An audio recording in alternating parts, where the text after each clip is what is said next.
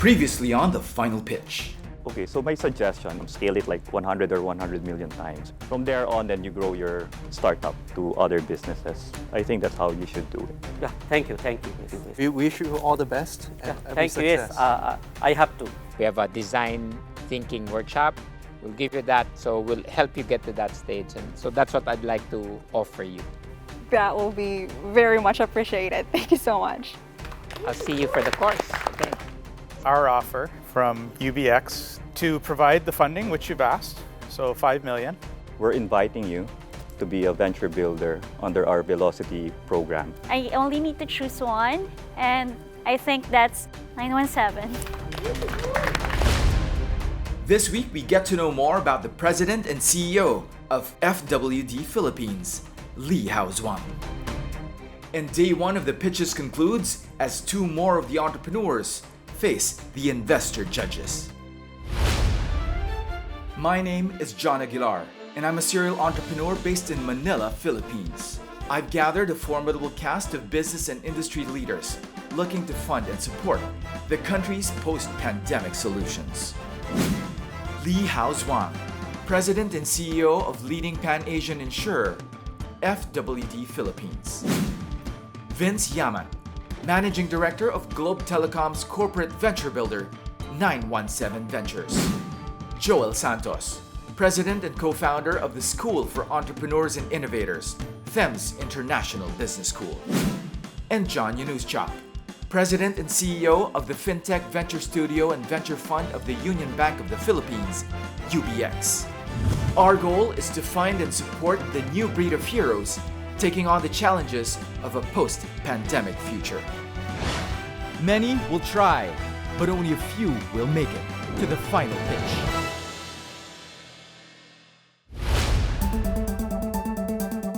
Lee Hao-Zwan brings with him over 25 years of leadership experience in financial services and consulting across Asia, the Middle East, UK, and the US. He now leads FWD Insurance Philippines with an international perspective and a drive to bring the company to the next level. I was born in Malaysia. I left home very young at 11, so I learned to be independent very quickly to study in Singapore, and then I moved to UK for my undergrad studies, and then I did my master's degree in US. It's a little bit of a combination of different cultures, but it shaped me into who I am, to have that international perspective, to have the respect for different cultures. I was a civil servant first. I worked for the Singapore Economic Development Board. That gave me a very good overview of the economy. And then I joined two great consulting companies that honed my business judgment, my analytical skills. And after spending a number of years there, I decided I really want to get into the industry. So I was a banker first.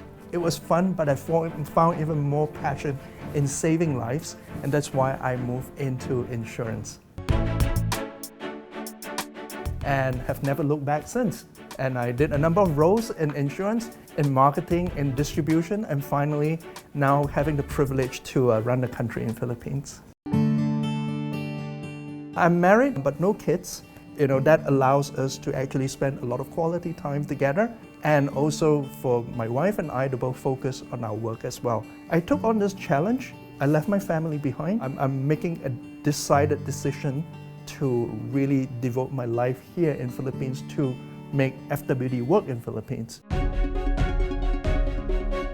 I have been privileged to be in great companies, and I have the privilege of working with great bosses who guided me. Career has not been completely smooth sailing. I have my equal share of setbacks. I think the way I cope with failure is, number one, to accept that it is part and parcel of life. And I take each failure as a lesson. It is a good failure if you learn something from it and make yourself better. Every part of the failure becomes a learning point for me, and no regrets, right? And that's how I handle it.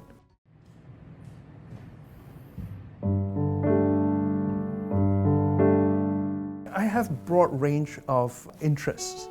Music is one of them. I love listening to it. I love playing it. I also love art, so I paint a little bit. I'm very interested in photography, in videography. So I try to get myself educated.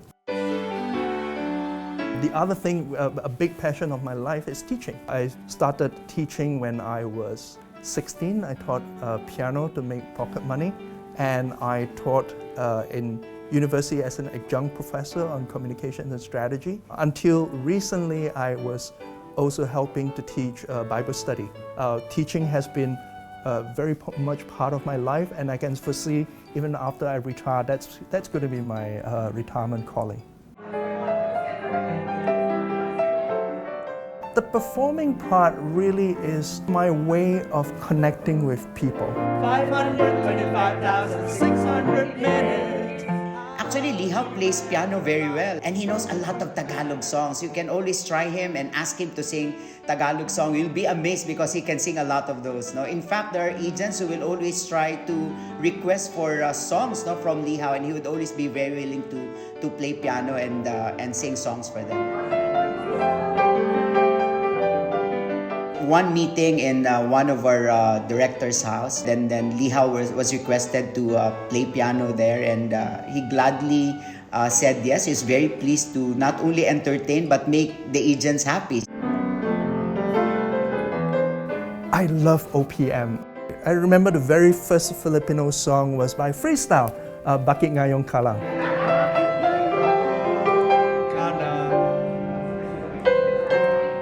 That was a really great piece of music. I have no idea what it meant until people tell me about it. One of the amazing things that I love about Filipinos or the country is everybody can sing. I wish I can sing as well as all of you. Yeah, that's where my passion for OPM comes from. My style of leadership came from the good book, the Bible. Servant leadership is very dear to me. That has always been my guiding principle. I believe it is a privilege to lead. I believe that with this privilege also comes a lot of responsibility. And the only way you can lead is by example, it's by serving. I believe that there are three major components to good leadership. Clarity, where you must be clear about what you want to achieve. Courage is to have that leadership ability to drive change, to make tough decisions.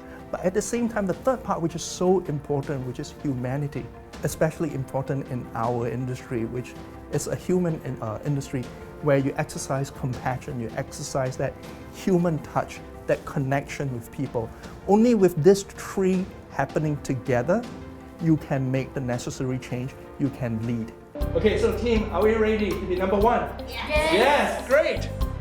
Apart from the fact that he is intelligent, he makes decisions with speed and confidence. When you deliver something today that is an excellent job, tomorrow it is just an A-OK job. It becomes the baseline. The bar gets higher and higher every time. What's interesting about Lihaw is that he already knows few Tagalog words. Normally, he would always say, magandang umaga, but he would end the conversation with ingat po. And I think the way he says ingat po is very personal. He really wanted to make sure that everyone takes care of themselves and that we look after each other. The other Tagalog word that he knows is malasakit. Malasakit to our customers, to our distributors, to our co-employees, to everyone that we work with or we spend time with. If you look formally at our culture, we stand for a few things. We stand for openness, we stand for commitment, we stand for proactiveness, we stand for innovation, we stand for caring. So these are all the key components that we want to build in FWD. But on top of that, we want to do more. We want to contribute more. We believe that this business can be done differently to give the best possible experience to customers. So we have singular obsession on customers, thinking, how can I improve of the customer experience better? And finally, family is very important to me, and this is my extended family in FWD. A strong family, it's messy, right? Strong family members argue, strong families don't always agree, but strong families stick together. We argue in love, we trust each other, we come together to solve problems. And that is the type of family that I want to build within FWD and the type of culture that I want to have. You have to decide how hungry or what are you prepared to give up for your passion and for your goal. Are you willing to put in the time, the energy to get what you want?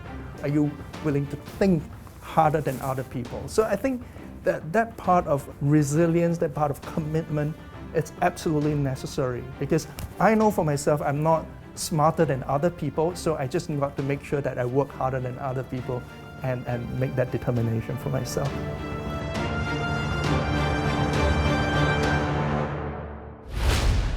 Up next, the hero feature of Basky is something that no other food delivery platform has done yet. Basky will be the first ever interactive online food bazaar. We've seen this, right? I think you've got a lot of competition here.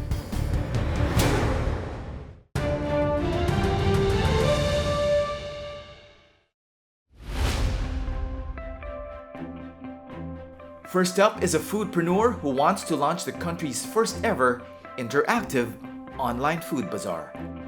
Hi, Daryl. Hello, John.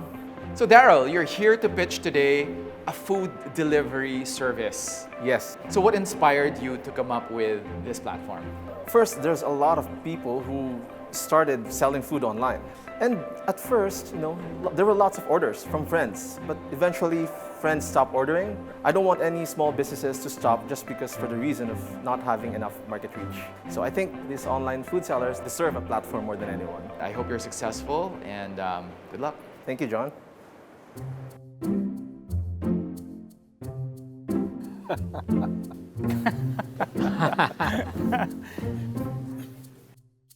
Good afternoon, gentlemen. My name is Daryl. I'm an engineer, I'm a musician, I'm a food lover. And this is my startup idea, Basky, the first ever interactive online food bazaar. We all love food, right? And I think most of us in this room, if not all, would agree that the best kind of food are still the food made from home. Last year when the pandemic hit, lots of people lost their jobs. Fortunately, we have kababayans who braved it with their wits and whipped their way into the kitchen to create an additional source of income themselves. And these are our home-based online food sellers. And since last year, these home-based online food sellers have taken the food delivery market by storm with the volumes of sales they're generating. So what's the problem? Well, until now, there's still no central platform that connects the two. Food lovers or customers don't have a pool or options of online food sellers that they can explore, and they have very limited market reach. The solution is simple: provide one central platform that will connect the two. And this platform should be able to solve all these problems, bridge all these gaps, and provide delivery as well. Now, the product, in simple terms, Basky, is an intermediary platform in an online food marketplace that will connect food lovers with the best home-based food cooks, bakers, and artists. Now, its basic features will include a landing page. Sellers will have their own page, which will be similar to a social media page where people can connect with them. But the hero feature of Basky is something that no other food delivery platform has done yet. And this is what I'd like to introduce to people. Basky will be the first ever interactive online food bazaar. So how does this bazaar work? So in this visualization, you can see that sellers will be showcased in a bazaar map layout in individual kiosks. I can scroll the bazaar and then my mouse cursor immediately turns into a Basky avatar. So just using my mouse cursor, it'll be like I'm exploring the bazaar. And when I get to a specific kiosk, then I will see an overview of that kiosk's product. So it creates this fun and excitement in ordering food online, and it creates some sense of community. Okay, the business model. So most optimal pricing model would be to charge them just 15% commission per order or 500 pesos per month, whichever is higher. That way, it will not be too much of a burden for our sellers, and on our end, we will have a more consistent revenue stream whether or not they make sales. There will also be a 1,500 pesos sign-up fee per merchant and an optional fee of 500 pesos they can pay should they wish to become a featured seller in the landing page, which is an added exposure in itself. The ask. So this is the hardest part because I don't want to give an overshoot of my evaluation of my idea. So let's put it this way. 2.5 million pesos in safe notes, no valuation cap, no maturity, and the equity conversion will be activated once I enter and succeed into a seed funding round. So join the Basky community. Thank you. I think you've got a lot of competition here. with what's going on in the Facebook groups with Grab and Food Panda. At UBX, we have a venture in our studio, an existing venture in our studio called Central. Yeah. We have over 30,000 merchants who are already on it, and a lot of them are home-based. I love your energy. Why don't you just join our team? You know, you exercise a lot of creativity in thinking through this, right? Especially the home food. I think that is a segment that's fast growing. I think what John is offering sounds like a really good offer. Have you built anything? I'm having it developed right now, but freelancer developers. If you're accepting John's offer, then I'll add on to that by putting you in our 3-month program. Our 3 months Innovation and Creative Enterprise program will help you put the structure and the process into your thinking so that you actually maximizes the resources given to you by UBX. And the reason I would make an exception to accepting you into our program, even though there's no MVP yet, because I really do believe in gamification. I'm in the Gen Z market, so I know what they're looking for. I would love to join your team, John. I accept both your offers. All right, Thank great. you. Wala talaga ako ina-expect eh. Actually, I think mas expectation ko nga na pumunta dito and then just go home empty-handed, di ba? Walking out with something, anything actually, it's already amazing. What was he lacking from an idea perspective? We've seen this, right? This is a crowded space. And for C2C types of an initiative, the logistics is going to be a real problem. I only jumped in because there was the resources provided by John. It's perfect for you guys. 'Cause Yeah, you guys have the platform. He's going to have an opportunity to add value to what our platform team is doing, bring that energy, and that's the quickest way to test this out. Interesting. Yeah, very good. Up next, Boot camps could cost anywhere from $6,000 to $15,000. Our solution, UX Plus University. In behalf of 917 Ventures, we're making you an offer to join the Velocity program. I feel I gotta go at it with Vince again. It's our decision. But if I was to choose,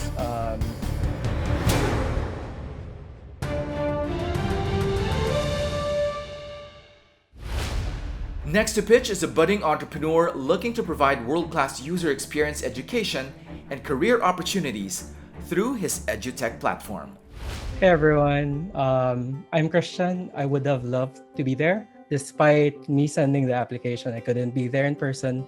But the team made it happen because of some special request. And yeah, now we're here. So I'd love to talk to you guys about UX Plus University. So UX, as you may know, has never been more important for businesses to succeed in today's new world.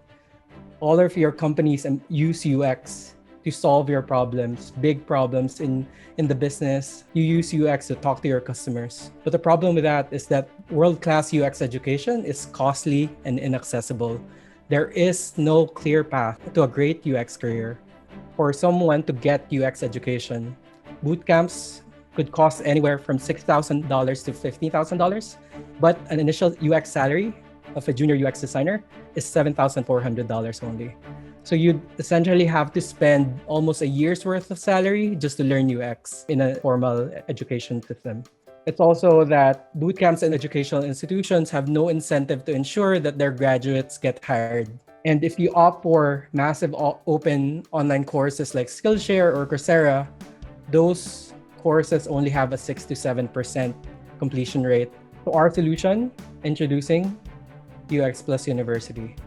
Our solution, it's world-class UX education that costs no tuition upfront. In our program, they work with real clients. At the end of it, we work together to give them a full-time UX role and some milestones. So we're very early. We've launched a beta cohort with 10 people. We plan to have 100 students for our first year. Zoomed out, like we can essentially do this for any country. For year 2, at least for the countries that are close to our time zone. For year 3, there's nothing stopping us to launching the same program abroad. As our students graduate, we want them to be placed in jobs right away. That's how we earn our money. And that's how we align our incentives with our students.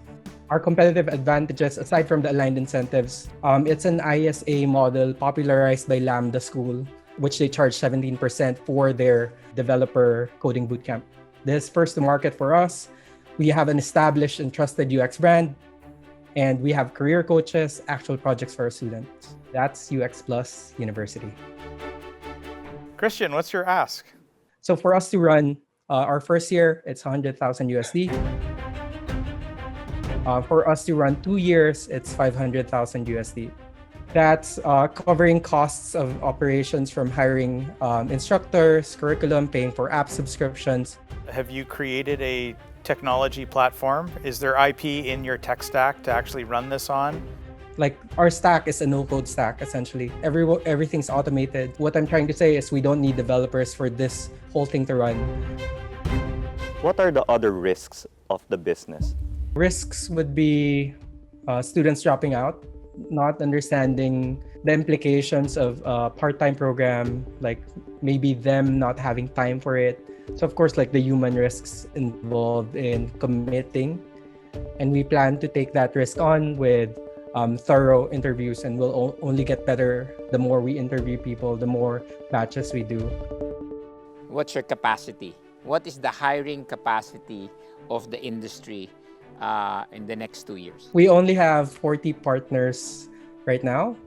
With the help of course, any of the esteemed investors that we have on stage, we'd love to get more partners in there. We'd love, like, that's what I see as the biggest challenge for me, like getting those hiring partners in line. We hope to have relationships.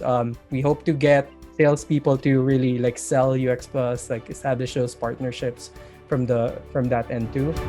Christian, in behalf of 917 Ventures, we're making you an offer to join the Velocity program.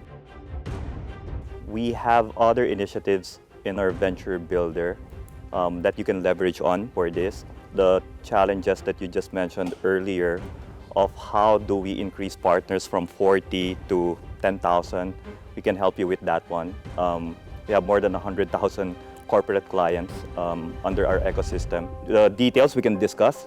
For now, that's basically an offer coming from us. Okay, everyone's looking at me. So I feel I gotta go at it with Vince again today. I'd be inclined to fund the $100,000. My concern would be that there are things to work out in the execute. I think you have the model. You definitely have the model. I think there are things to work out on the execution of the model. You know, we'd have to discuss how we release the funding and you know, what we would expect, I guess, in return in terms of equity. But I think I think you've got the team, you've got the community. So I would be inclined to fund at the level you're requesting for the first year. So that's my offer.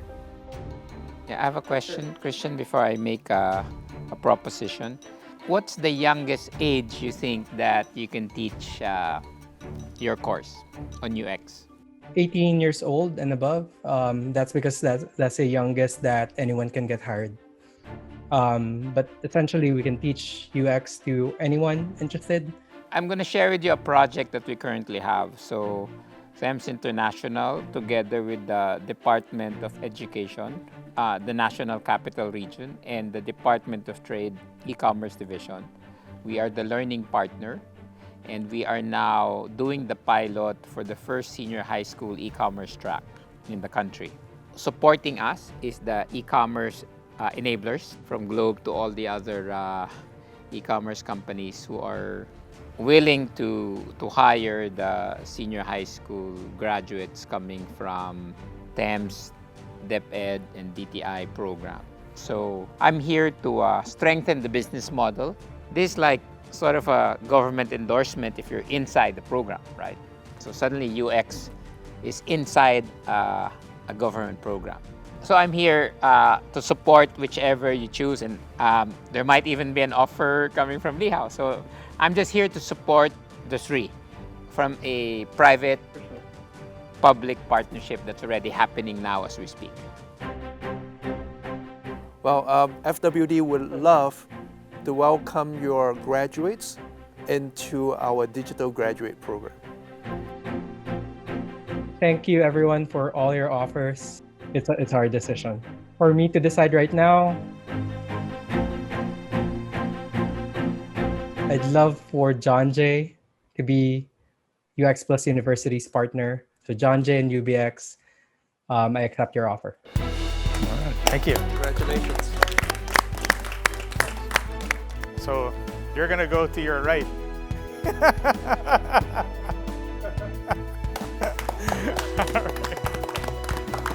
Good one, good one. As his sponsor, right, our government-private partnership is always looking forward to working with whatever you guys With us. put together, right? All right. And see how we can integrate this into the government program for the senior high school e-commerce. Congratulations. If we can really integrate that, that's a great thing to do. And hopefully the others can join in also. Yeah, I think we had another example of a really strong pitch on top of a clearly credible individual founder. Congratulations, John. I like it and hope it scales with you guys. Yeah. Well, we'll count on you guys as a customer of the as a partner, as a hiring partner. Good afternoon, Asik Jean. Kamusta? I have good news. I met somebody. He is Christian San Jose. He is a startup with a company called UX Plus University. Now, what he does, he provides UI UX courses and teachers completo. I think this is something good to emphasize in the TEMS DTI programs on e-commerce that we're doing for the senior high school and for the out-of-school youth and adults. I'm really glad that you can add the resource, no, in our project. So I'm looking forward. We'll need to start soon, right? Our project exactly. So we start training actually in next 2 weeks. So I'll include the UI UX program. Oh, great! Right away. Yeah, that's great. So it will complete the module, no? You'll attest. Exactly. So thank you. Thank you, Asik Jean. Yun lang ang report ko sa'yo. Thank you. Bye. Bye. Next time on The Final Pitch, it's time to get to know the man leading the charge in Globe Telecom's corporate venture builder, 917 Ventures. And day 2 of the pitches begins. Welcome Abby, welcome Glenn on day 2 of The Final Pitch. A year ago, the entire Luzon was placed into ECQ. That is why we created Ramdam. Why would they sign up with you if it's just an idea? I think if you think that's the problem.